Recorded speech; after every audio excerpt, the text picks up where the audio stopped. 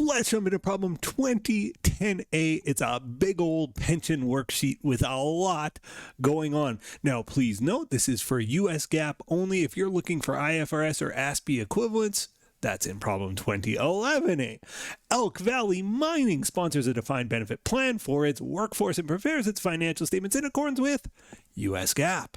Effective January 1st, 2031, Elk Valley amended the plan to enhance benefits for prior service. Okay, so there's a prior service amendment, past service cost amendment. The actuary determined the amendment increased the obligation by $1.6 million. I always like to size up the obligation, and I can go, oh, we're already like $20 million, so we're going to be $21.6 million, $18.5 million in assets. So this is underfunded, right? We have a net pension liability at the start of this, and that liability is getting bigger by $1.6 million. It gives the following information, and it asks us to complete the worksheet. Let's start with our opening plan obligation, which was $20 million, and of course that's in a credit. Our opening assets, $18.5 million, and of course that is in a debit. So a $20 million obligation and $18.5 million in assets means net we have a $1.5 million pension liability, net liability, and so therefore it's a credit. We have a plan amendment, so let's fill in this line. Our obligation is growing by $1.6 million. That's a credit. Our assets are unchanged here. So a new subtotal here, $21.6 million. And that's a credit, and $18.5 million in assets. So this just got $1.6 million worse. We're sitting at $3.1 million credit after the amendment. When we make our amendment, we also have to, there's a journal entry to do the amendment. In IFRS and Canadian GAAP, we put it right into pension expense. In US GAAP, we put it into OCI and amortize it into the expense over time. So we're going to put $1.6 million debit in OCI, and then every year that goes by, we're going to amortize a little bit into the expense. And in fact, it's going to start this year, right? This happened on January 1st. Our fiscal year ends December 31st. We're going to have to amortize this over the average remaining service period, and you can see there's a 10-year number here. So I'm going to divide this by 10, and there'll be an amortization expense a little bit later on in the question. Okay, let's continue down the list. Discount rate of 5% is given. What do we use the discount rate for? We use it to grow our pension obligation. Now, not this $20 million, this 21.6 is going to grow. So 21.6 million, our adjusted obligation total times 5%, 1080. So our interest cost here is 1080K. And that's a debit, and our obligation grows by 1080K, and that's a credit. Next, the expected return on assets is 6%. That number is used as the credit to our pension expense. So interest on the debt increases our pension expense. Interest or earnings on our assets decrease the pension expense, and so that's what we're going to do here. Now, we base it on our expected returns, and you'll see what we do when the actual returns are invariably different. That difference goes to OCI, as you should know by now, as we're on question 2010A. You've seen this before.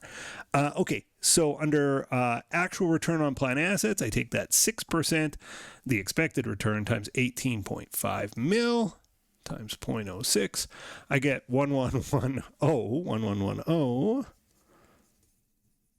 and that, of course, is a credit. Now, our actual return is going to go here under the plan assets when we get there, and the difference is going to go to OCI gain loss. Where are we? Current service costs, that's where we are. Current service costs, 1.1 mil, so 1.1 mil debit. Credit the pension obligation, 1.1 mil. Now we're on to actual return, 950. So we got a bit of a problem here. We actually had 950. Our assets actually grew by 950. We're expecting them to grow by over $1 million. We fell short. So this is OCI loss. So 1110 minus 950 is a 160K debit. And of course, debits are for losses, credits are for gains. But to make this thing balance, we needed a 160 debit. Next, actuarial loss on the obligation, 500K. Okay, so our actuarial loss of 500K means our obligation is growing by 500K. So let's make our obligation grow here. 500K credit, making our obligation go up. And this goes to OCI, gain loss. It's an actuarial loss. 500K debit there. Next. So that's that one. Next, contributions remitted to the trustee, 1.4 million. When you make a contribution to the trustee, it causes your assets to go up, of course. That's what you're contributing. So 1.4 million debit, and it causes your cash to go down, 1.4 million credit. Next up, benefits paid to retirees, $1 million. Okay, if I pay benefits, the obligation goes down, 1 million debit, and the assets go down 1 million credit, right? We're paying them out of our assets. Okay, we're almost there. Just two more: amortization of past service cost or prior service cost, and amortization of the gain or loss through this corridor rule. Well, since we've already discussed the prior service cost, let's do it. So we said our obligation went up by 1.6 million. It's going to be over 10 years, and this is the past service cost. There was no opening balance, so it's 1.6 million. Over 10 years, it's 160 grand a year. Let's do that. So it's 160 grand to our pension expense, debit, and we credit the OCI. We take it back out of the OCI, and we'll have that much carrying over to our AOCI. The last piece, now this one's the corridor rule piece, accumulated other comprehensive income, AOCI, at January 1st, 2031, included an accumulated net loss of 2.3 million. So we take that opening number, 2.3 million, and no unamortized past service costs. So it's the acute AOCI of this gain loss, it's 2.3 million. And it says the corridor test is based on balances as of January 1st. So this is our balance as of January 1st. Now, what is our obligation or assets? Like, how do we test this? Well, we take whatever's bigger, the obligation or assets, after the amendment. So it's which one's bigger here? And the answer is my obligation, 21.6 million. I take 10% of that, 2.16 million. And I compare to my AOCI balance in the accumulated net loss versus, so 2.3 million. So is my accumulated loss inside the corridor? If it is, I don't do anything, but it's outside, right? It's bigger than my corridor rule number. So it's $140,000 outside the corridor. I misspelled corridor maybe, but anyway, we're going to amortize this 140, and the amortization expense is not 140.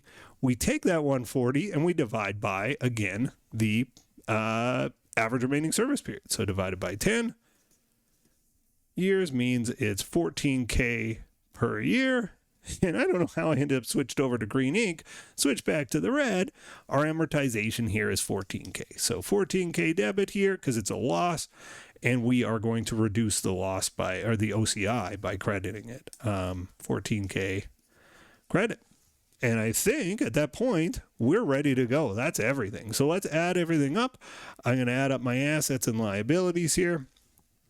18.5 mil in opening balance of assets, plus, or actually minus $1 million credit. There should be a K there. Minus a $1 million credit, plus 950K debit, plus 1.4 million debit. We get 1985. Actually, 19.85. I was off by a little bit there. 1985. Okay. And this is a debit, of course. Okay, on to our obligation. We'll start with that amended balance, 21.6 million, plus 1.1 million. Add in credits, we'll deduct debits, plus 1080, minus $1 million, plus 500. and we end up at 23,280.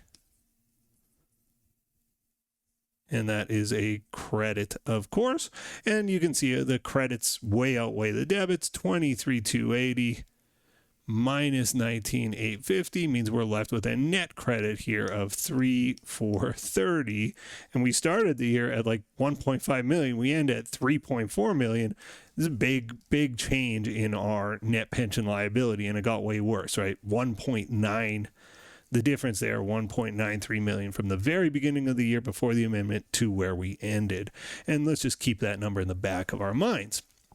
Okay, so now we want to do the journal entry, and we're going to feed the journal entry by subtotaling all of these and putting in the journal entry row. $1.1 million debit plus 1080 debit minus 111,000 credit plus 160K debit plus 14K debit, and I land on 1244, and that is a debit.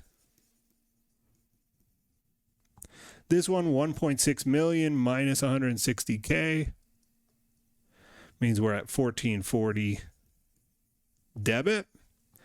This one, 160 plus 500 plus 14, 674. Oh, no, sorry, minus 14. Let me just redo that. 160 plus 500 minus 14, 646. And that is a debit. Last one, 1.4 million credit. So now we can just figure out where we're at. I'm expecting this to be 1930, but let's make sure in our journal entry, our debits equal our credits, and we're missing this number, so we got to fill that in to make it balance. So I got 1244 debit plus 1440 debit plus 646 debit minus 1,400 credit, or 1.4 million credit, and the missing number is 1930, right? I solved it two ways. 1930K credit to our net pension liability. So let's go ahead and punch this into a journal entry. We're going to, on December 31st, 2031, debit pension expense, 1244. We're going to debit OCI, past service cost or prior service cost, 1440. We're going to debit OCI loss,